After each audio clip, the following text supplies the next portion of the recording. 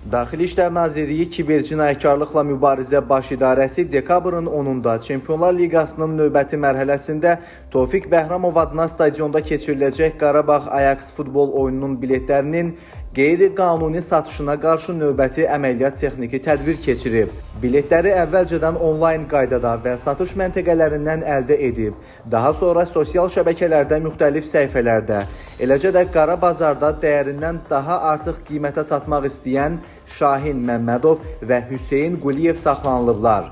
Həmin şəxslər barəsində qanuna müvafiq tədbir görülüb.